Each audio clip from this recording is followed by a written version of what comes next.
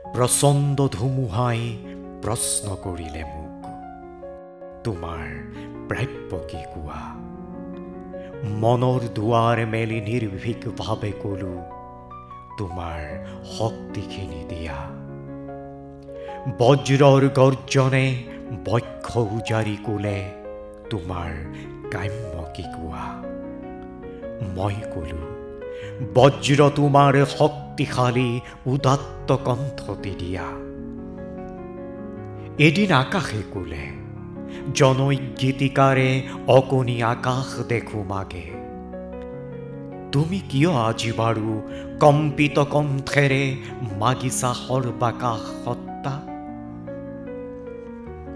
মই ক'লো, তুমিয়েতো কৈছিলা ৰাতিপুৱা, যিমানে বিলাই দিবা সিমানে মহান হবা। তাৰে নাম সঁচা উদাৰতা। সেয়েহে আকাশ তুমি দিব যদি খুজিছাই সংকীৰ্ণতা এৰি দিয়া।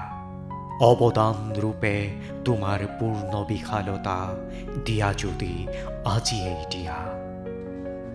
মহাকাশে দিলে মোক বিশাল দৃষ্টি আৰু ধুমুহাই প্ৰচণ্ড শক্তি।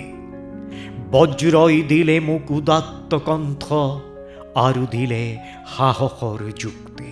বজ্ৰৰ কণ্ঠেৰে ধুমুহাৰ শক্তিৰে গীত গাই কপাম দিগন্ত।